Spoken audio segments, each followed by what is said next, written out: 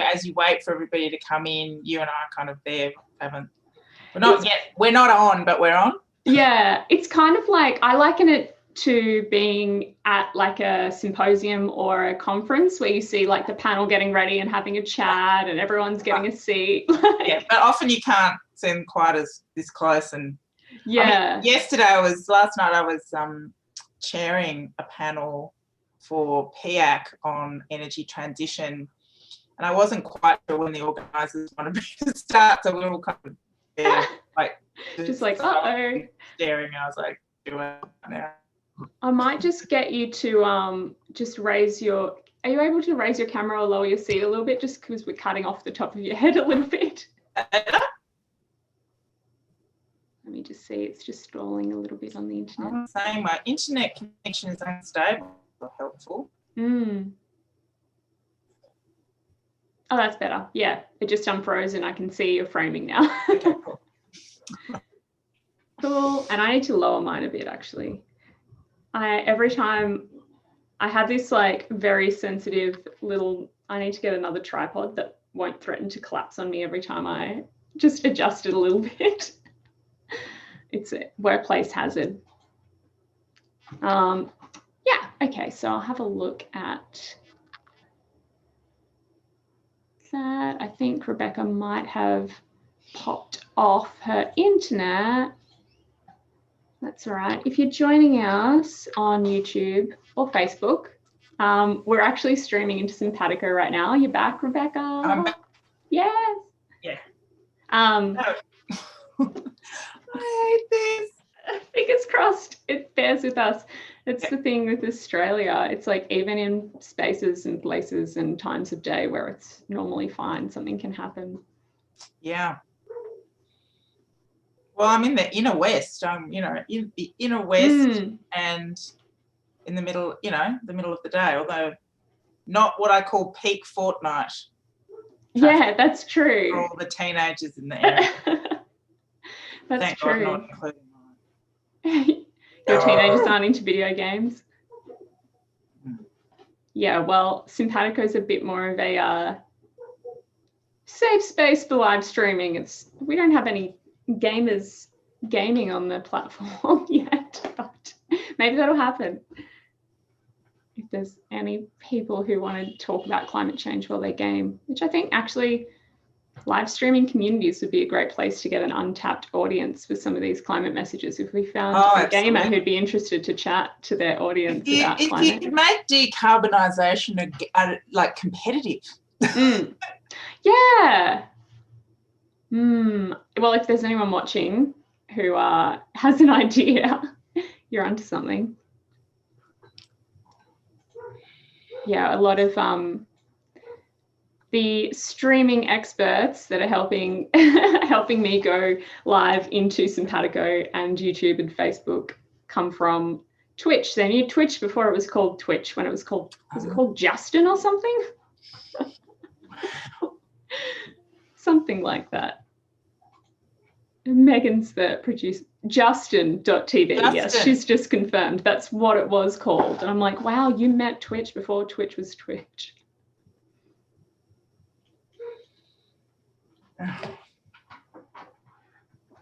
Okay. And so will we know how many people are watching us at any one time? I can get an update of that at some stage, because I've got Simpatico open, but I don't have the YouTube and Facebook. Right. So people on YouTube and Facebook will still be able to write in the chat to ask live questions, and they can pass them on to me. And it's just half an hour? Just half an hour. If you need to run off right at the end of the half an hour, which I'm sensing you will need to, that's totally fine. I'm going to be hanging out on the live stream afterwards, so to chat for a bit. Yeah, but we'll roll some credits, so you'll be able to log off when we go to the credits, which would be cool. But yes, it's kind of cool that live streaming was always a thing with so many possibilities, but there were so many people and organizations that weren't really familiar with it yet, and then they kind all been forced, haven't we? Yeah. And this is a really fascinating thing too about is about how crisis forces behaviour change, and crises that go on long enough definitely force behaviour change. And we kind of think, oh, what was the problem to start with? I mean, obviously, I don't want to be too simplistic about how we adapt to climate change, but the one thing we know about people is they can be adaptable if they understand if they, like I said, value, if they feel a sense of the things that they value under threat. People are capable of, and the combination of being forced to change either by the people around them. And also the significant leaders of their community that they have to trust, then we can do it. I think that's the thing. And since it's kind of come into the workplace and lots of other places, all these different things. All right, so we're about to get started in a little minute. You'll see me go quiet and just make sure all my screens are in order, but then I'll... My phone is off.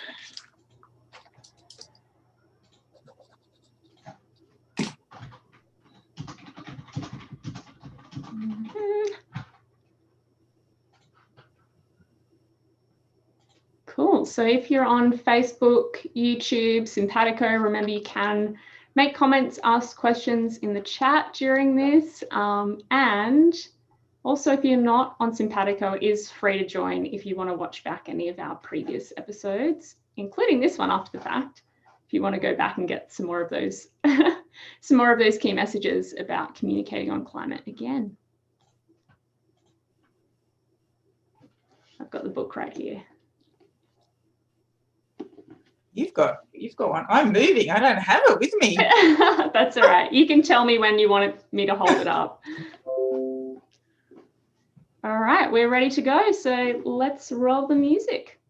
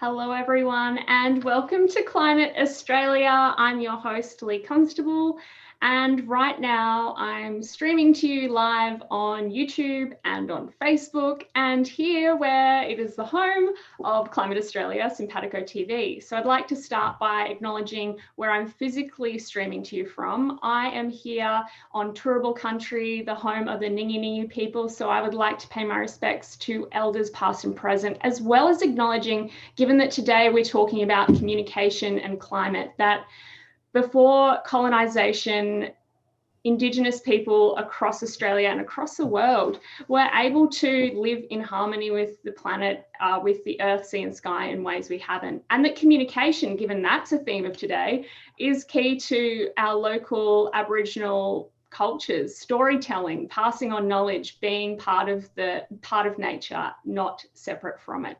So just in acknowledging that, I now want to acknowledge my guest today, Dr. Rebecca Huntley.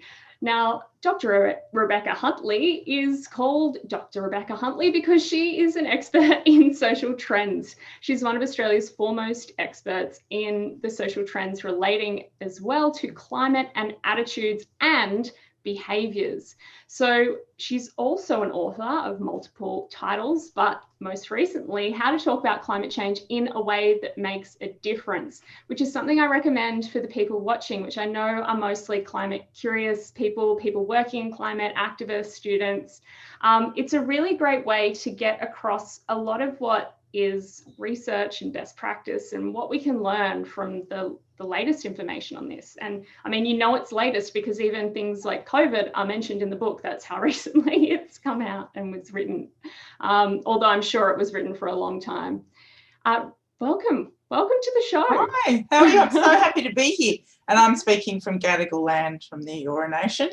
It's great to have you here. And Leigh, as you were talking about First Nations people here in Australia and around the world, I was just reminded, you know, when I was at the Climate Reality conference in your hometown, Brisbane, last year, which seems like a very long time ago, there were some fantastic people, leaders, community leaders and local government leaders from the Torres Strait, and I was really struck about how, you know, powerful their communication, powerful, direct, their communication was around climate change and the urgency that they felt around it, given their, you know, their treasured homelands basically sinking into the sea. And, you know, some of the best climate communicators I've met in Australia, and we should all educate ourselves more about what's happening in the Torres Strait and support their, the work that they're doing. Yeah, absolutely. And I think it's really become apparent that it's not just, or perhaps not even mainly, scientists or science that need to be key to this. It's only partly science. Storytelling in whatever form needs to be a part of this. So you've obviously recently been doing a lot of interviews because of this very book, and there are so many different important messages in the book about not just communicating about climate change reality of the problem, and it is a problem, but also opportunities for action and moving from understanding to action. One thing we wanted to highlight today in talking about this is Climate Compass. So I was wondering if you could give us an intro to what Climate Compass is. Yeah, sure. Hot off the presses, really. Climate Compass is something that I've been working on with different people from the climate movement and funded by the Sunrise movement. So look, it's a bit of a circuitous route to Climate Compass, but basically when I started doing the research for the book last year, again, feels like a long time ago, I got on a plane and went to America, went to Yale University, and they've had something called the Six Americas Study, which they've been doing for about 12 years. I write about it in the book, and it's basically a kind of very large-scale survey, which we in the biz call a segmentation. So what it does is it's bigger than the average survey, you know, so most of the surveys that people would see in the newspaper around about 1,000 Australians, and weighted to represent the population, so properly weighted, so what properly representative. But most segmentations are like twice or three times that size, so that you can ask more people more questions and be able to pull them into different kinds of groups. Those groups are often characterised by how they feel about an issue, how they might behave about it, their emotional response, their worldview, their politics. You can segment people in a whole range of ways. But the Yale Six Americas study has been segments people according to attitude and also a bit in terms of behaviour. And it's used by all kinds of organisations in the United States, advocacy groups, to really effectively target groups that they want to move on climate change. And they find consistently that different messages work with different people on different issues, with different messengers being the most effective. And when I found out about this Six Americas study, I thought, look, I really wanted to see if I could pursue an equivalent of that in Australia. Of course, it had already been done by a fantastic academic who'd done kind of two waves of it and then had stopped.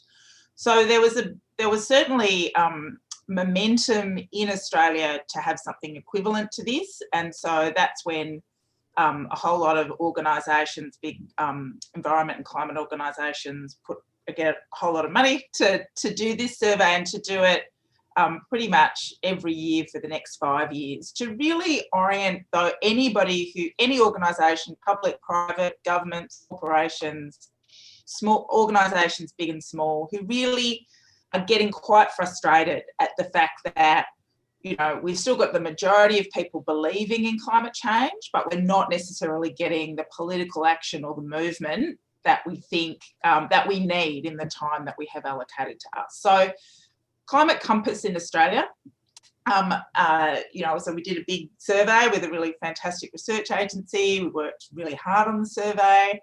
And it's basically found that Australians break down into 7 different groups, 7 different segments. So it's not the 7 Australia study, it's just called the Climate Compass. So it gives us, and like all compasses, it helps us navigate the very complex and sometimes shifting attitudes that Australians have on climate change, and how we can chart a path towards a low carbon economy that where we protect the environment, where we generate jobs, and where we make sure that whether people feel confident about climate science or not, we are pursuing altogether the effective climate solutions that we really need. So yeah, I can talk a bit more about the 7 segments. I suspect, Lee, you and I fall into the alarmed group. Am I right? Yes, Alarmed yeah. about change, think about climate change when we vote. Yeah, absolutely. And I was You thinking a cycle- lot about you that. cycle, Like, Lee? I walk mostly. I'm very lucky. I can walk to Yeah, most me too. places. I walk. Yeah. I'm not good at cycling in Sydney. I don't have the bravery to cycle in Sydney, but I walk a lot. Well, I think that's the thing. I used to cycle when I lived in Canberra, where I think Oh. motorists are more used to and expecting cyclists to be there, as well as there being more infrastructure for it. But yeah, you mentioned, you know, this was obviously the Climate Compass came from looking at something that was the 6 Americas survey and Yale's work there, and kind of putting that into the Australian context. Do you think people are often surprised that we're different to a lot of the other research that's out there? Or do you think everyone's able to dismiss things like, you know, the research that we try to use because we lack the Australian data? People and politicians and decision makers can go, well, that's not here. So is that part of the reason why you did it?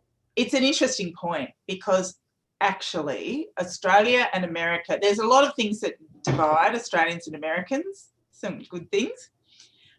But one of the bad things is actually that we're quite similar to America in terms of how we break down on climate. And so for example, the extent to which we have deniers in the community, people who, you know, it's a small percentage, but people who resist climate. And I think what you can see in that is the impact of the fact that climate change has become caught up in ideological warfare, in the culture wars. It's very much associated with left and right politics in these 2 countries.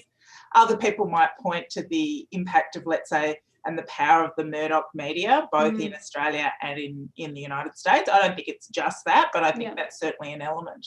And one of the things that really was so interesting, because I was determined with this book to do interviews with activists from all around the world as much as possible.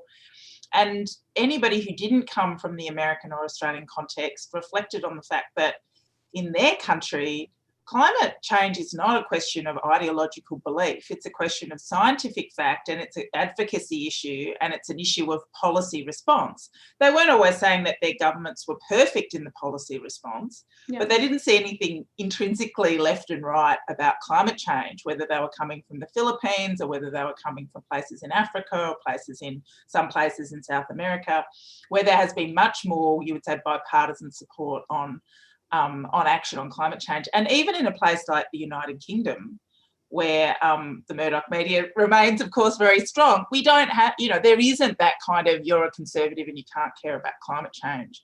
So we are strangely aligned with America on the extent to which climate has become one of ideological division and political division. A little bit of parallels with Canada, but we're up there with the Americans on this, and that's not a good bedfellow to have. We came, was it third in the OECD for climate denial? Yeah. And US won. Yeah. Who came second? It could be, there's Brazil, there's lots of other kinds of places where there's hotbeds for climate denial. I mean, what is important is both the Yale Six Americas study and our climate compass and previous segmentations that have been done by Donald Hine in Australia have shown that people who are hardcore deniers are still in the single digits. There are people we would describe who aren't really hardcore deniers, but we would say are very highly doubtful, so constantly questioning, but they wouldn't be quite as one-eyed and blinkered as the deniers.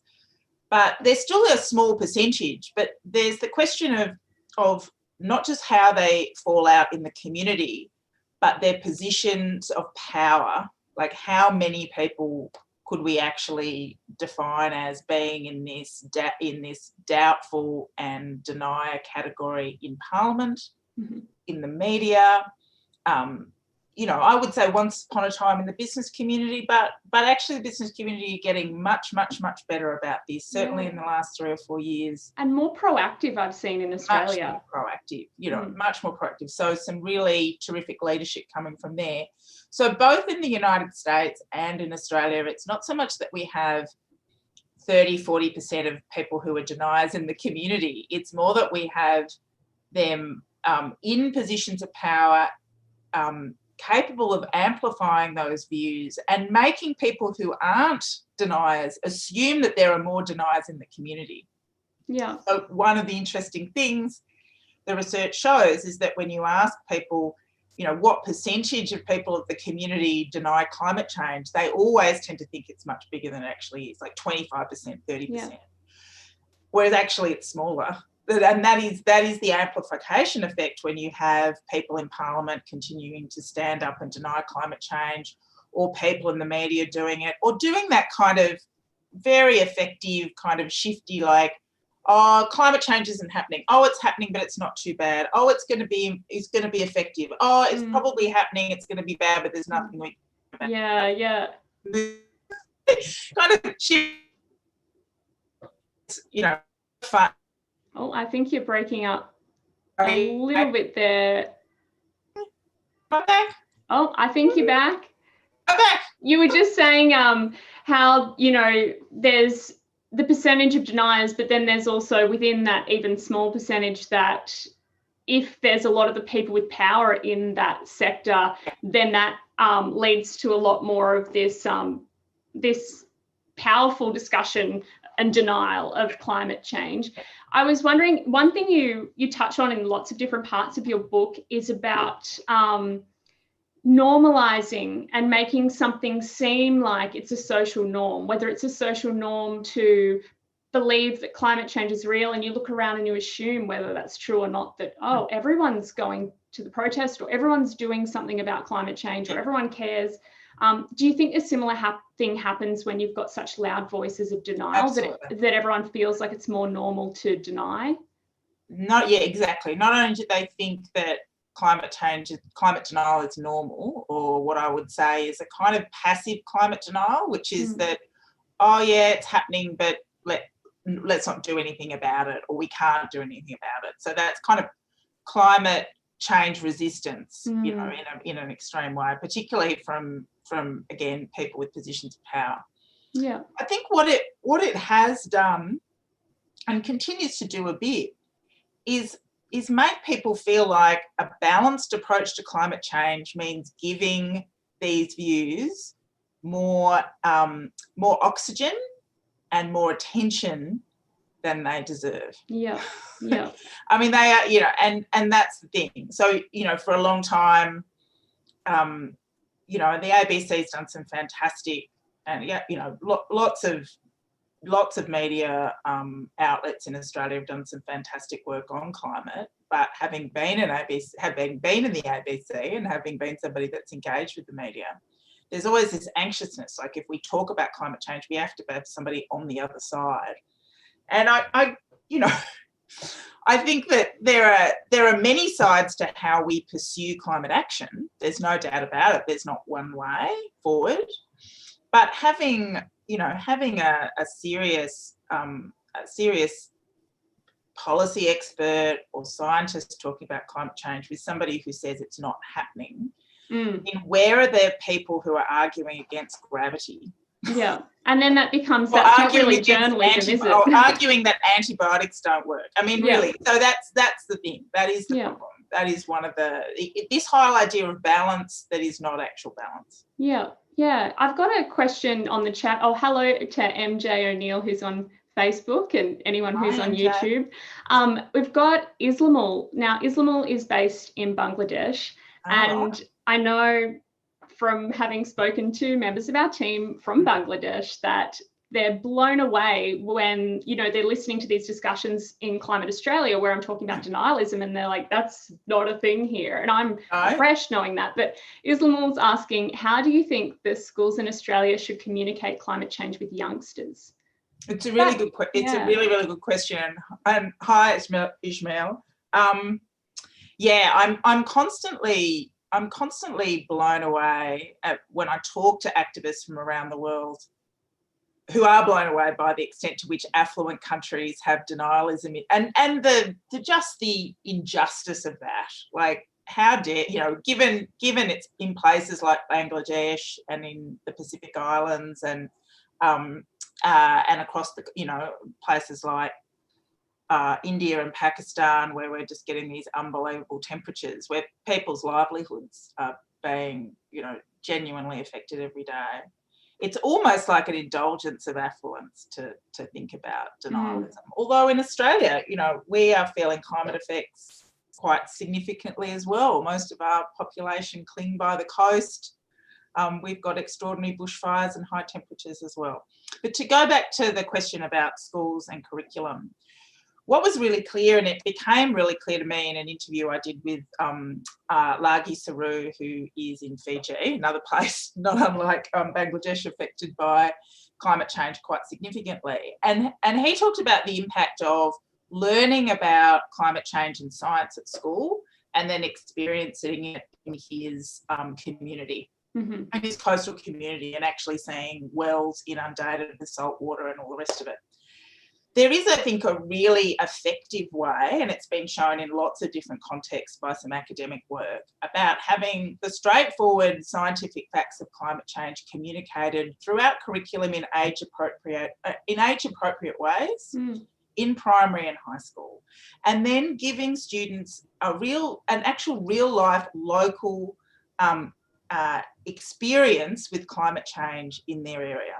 There's no point in telling people about climate change and pointing to polar bears, or even, unfortunately, pointing to places like Bangladesh just in itself, because a lot of people won't go there. People want to know what's happening overseas, but also want to know what's happening in their own backyard and to be alive to that. So that intersection between the straightforward facts of climate change in science at school at all stages, and then some real life experience with what it's doing. And it's not necessarily just about going out to bushfire affected places, but most people who are citizen scientists in the suburbs will be able, and dedicated citizen scientists will be able to tell you this has changed and that has changed, and other things are happening with fauna and flora and birds that are going here and there and all of those other kinds of things.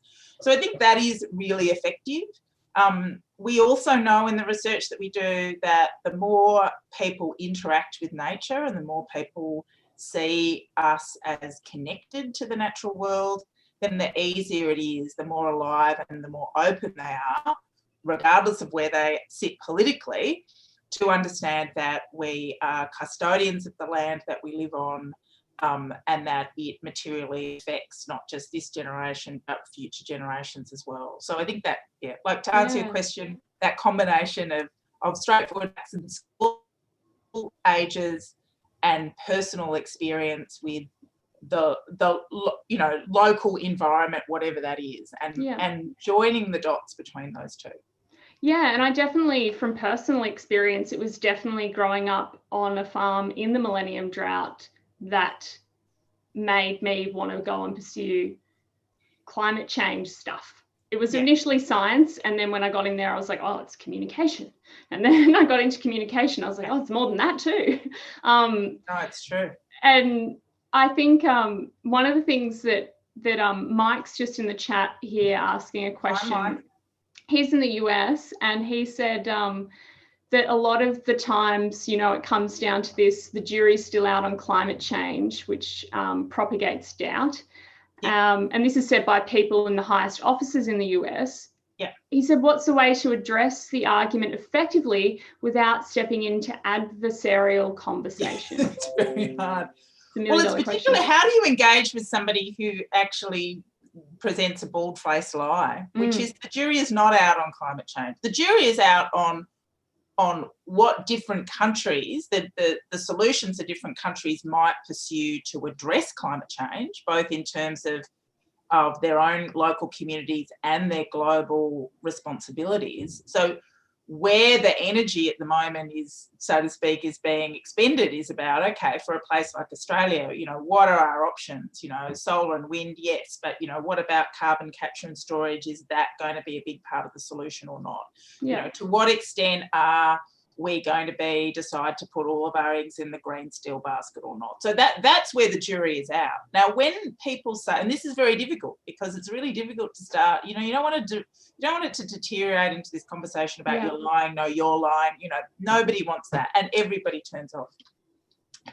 What was really clear to me a long time ago, before I even got into this, is that the moment you start talking about the science, whether the science is definitive or not, you're not having the conversation you have to have. You've actually lost the argument. The moment you get into the weeds about, well, 7,000 years ago, they found that this was the temperature. You know, the moment you are in that cul-de-sac, right, of that stuff, you're not having an effective conversation. So if somebody says to me, the jury is out on climate change, I would go, well, no, the jury is not out. 99% of scientists believe it's happening. Where our opportunity is, where the jury is out, is what are our solutions? What are different communities around Australia, what are they going to do with the fact that we know that the climate is changing?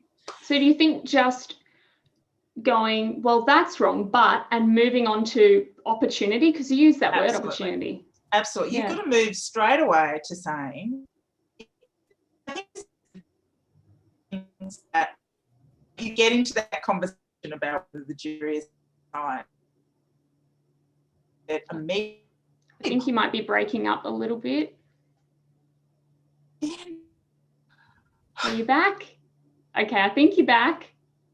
Maybe just start the answer again, if that's all right, Rebecca. I think if somebody's already talking to you, can you hear me? You're breaking up. I can hear you slightly, but it is glitchy. Oh, you're back. Am I? You're back. You're just a bit glitchy there with your internet. Yeah, I don't know. Your audio is good though now. Okay, right. Well, even if I'm, I'll just be here with Jazz hands. Yeah. I think Rebecca has dropped off. So while we're waiting to get her back on, the book that Dr. Rebecca Huntley wrote recently is How to Talk About Climate Change in a Way That Makes a Difference. She's someone who actually comes at this from the social sciences perspective. So she is an associate lecturer at UNSW in social sciences. She's also someone who has been on the forefront of looking at social trends in Australia for a long time. And she's brought all of that expertise, as well as the research that's happening in psychology, in sociology, in the media, and that sort of research as well, back into being able to make this sort of book for how to talk about climate change in a way that makes a difference. Oh, she's back. I think I talk too much about the climate deniers, and I think that they're stalking me, and what are they doing? Playing Fortnite all around I thought we were safe because we're on Simpatico, not Twitch, which, you know, clever plug, you can join for free and there's no anonymity. and listen without interruption to people with better internet connection than me. Well, I'm glad we're back. So we've got, only around 5 minutes now. Yes, Islamul said thank you for the answer earlier. Thanks, Ismail. Mike says that you're making some really great points, that you've already lost the argument point is spot on, and I hope everyone listens and keeps this in mind. And one thing that I've noticed even in my area that I moved into was science communication, and there seems to be an obsession with talking to deniers and trying to figure out how to change their mind. And I think that's a legitimate audience, but do you think sometimes we tie up too much resources into trying to change minds? That's absolutely right. So what was clear in the book from all the activists, and I talked to people who have been involved in climate much, much longer than I have, in much, much more difficult situations than me, right? And they said every individual and the group around them, they all talked about the absolute critically important need not to do it on your own, but to do it with an engaged and supportive group, is you've all got limited energy, right, to direct to this, because you've also got to wash yourself, look after your kids, cook, do a yoga class, watch Netflix, right? So you've got a limited amount of energy to pour into what is a incredibly challenging, emotionally challenging task. So I often think arguing with climate deniers who are not in positions of power, not in Parliament and not in the media, is like pouring water down a drain. I actually think unless you really, really get a lot of enjoyment out of it, and it's fun for you, don't do it. And particularly if you love that climate denier, if they're your uncle or aunt or your brother or sister or your grandparent, don't talk to them about climate change. Talk to them about renewable energy, because I tell you what, I've met plenty of climate denier in my time as a researcher who's got solar panels. Yeah. Regional Queensland, well, it's actually been overtaken by South Australia, but for a long time, regional Queensland had the greatest penetration of solar energy in the whole world. And regional Queensland, for those of you who are watching from all around the world, is one of those places that is almost always associated with conservative politics, really resistant to climate action, very, in love with the fossil fuel industry. So there are other ways to get to people about climate solutions other than talking to them about climate change. And climate deniers, I think, in the end, just talk to them about something else, and save your energy for the people who want to talk about it, who are there to be convinced. And that's the challenge that we face. Yeah, thank you so much for helping us conserve our energy and use it more effectively and impactfully, because you're right, there are so many different audiences, there's so many different messengers and messages that it's really important that we collectively can really make the biggest impact possible. So the CI in Simpatico is actually collective impact, so yay. So thank you so much for joining me on Climate Australia today. And thanks to everyone who's been watching on Facebook Live and YouTube Live and here in Simpatico TV. I really appreciate your time, Dr. Huntley. Thank you so much. Thanks so much, Lee. Sorry about the internet. Oh, no, that's all right. No biggie. We've got bigger problems like climate change. We do, we really do. Thanks so much. Now we'll go to some credits and I'll be back for those of you who are sticking around, but say goodbye in the chat to Dr. Huntley. Catch you later. Bye. Bye.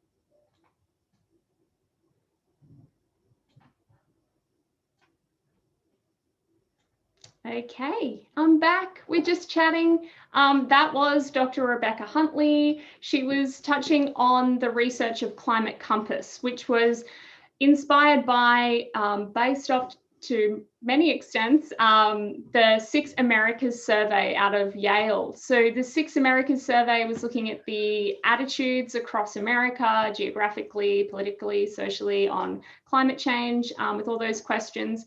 One thing that we didn't get to touch on that Dr. Huntley and I had chatted about before was the fact that some of these surveys look at people's attitudes. And one of the things that's very confusing is actually noting how much people's attitudes are aligned with climate change science and reality, where, you know, we might think of denialism as a bigger problem than it is. But when we look at the amount of people who actually understand climate change, understand the implications of it, then her and her colleagues who were doing this research also recognized that they needed to go that extra step to say, okay, well, given your attitudes about climate change, what are your actions about climate change? So one thing they were looking at with Climate Compass, and I encourage you all to look it up, was actually whether people's understanding of the issue then led to action. And unfortunately, it doesn't. And so we need to actually think also not only about, you know, people in this area of doubt, whether we can kind of convince them, persuade them, bring them along with us, but people who are here, they care, they understand about how we can actually capture that section of our population, which is actually huge, and how we can better go about communicating and acting so that we can move attitudes that are helpful and align with ours into actions, because our collective impact is really important. So I encourage you to look into all of the takeaway messages from that. They've looked at not just people's attitudes and behaviors, but also what the underlying motivational barriers are to people being able to act on climate change despite their attitudes and understandings. And I think it's important for us to look at these issues much more deeply.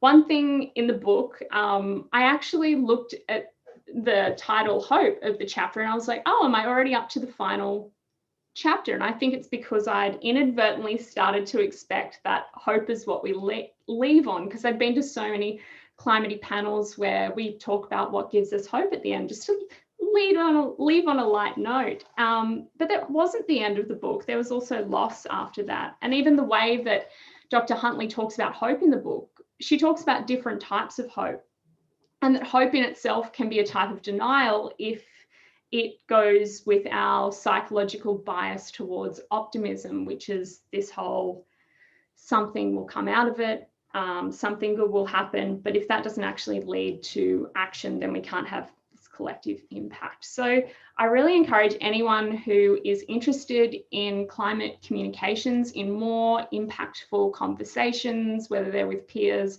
or with people in areas of power or on the ground in community groups, to look up this book. If you can't afford to buy it, which I recommend you do buy it, you can always borrow it from a library, and authors still benefit from when you borrow it from the library. And it's really important that we support authors like Dr. Huntley, who are doing this important work to get their research out there so it can be translated into what we're doing. So thank you so much. Does anyone have any questions for me before I go? I'm pretty much going to log off soon, but I'll be back next week on Climate Australia. We've actually got on the 23rd, or in Australia, I should say, it's Friday the 23rd. It'll be the evening of Thursday the 22nd if you're in the US. I'll have 3 interviews in a row, so I'll be back to back. We've got Ketan Joshi, who is one of the most prominent names in renewables and energy tech journalism in Australia and now Europe. He's very prominent on Twitter. We've got Katerina Gator, who's the CEO of Climate for Change. We did their virtual fundraiser event recently where we hosted it through Climate Australia on Simpatico and produced that in cooperation with them. So have a look at that. That's also here on Simpatico TV that you can sign up to for free. You can watch that back, and actually Dr. Huntley features within that broadcast as part of their online-a-thon, doing an interview with Katerina about climate communications. So we're going to have the CEO of Climate for Change, Katerina Gator, coming on to talk about what they're doing, which actually aligns with a lot of these conversations we've been having today. She's going to be talking about her kind of Tupperware party style of getting the conversation out there, as far as people hosting parties with their social groups to talk about climate change, and kind of having those conversations expand out and out, as well as the power of being able to write a good letter to your member of parliament, and how she helps people to learn how to do that.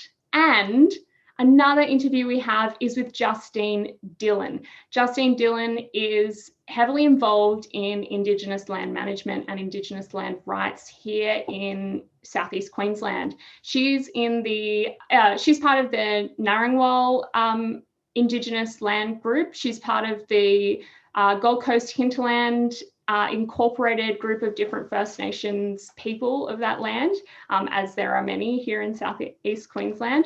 And she's actually going to be talking about the connection between Indigenous culture and Indigenous heritage when it comes to culture as well as environment, from her particular perspective as well, given that obviously across Australia, or what we know as Australia, there are over 250 different First Nations. So clearly there's a lot of work to be done on Climate Australia, as far as having a voice for all those different ways of looking at climate and experiencing climate change solutions and problems. So that's what's happening next week. Thank you so much once again for joining me on the chat. Hello everyone in YouTube, Facebook, Simpatico TV. Sign up for the Simpatico TV. It's free, and it means you can support me so I can bring more of these conversations out there to you. Okay, thanks very much, everyone. That's me signing off, and goodbye.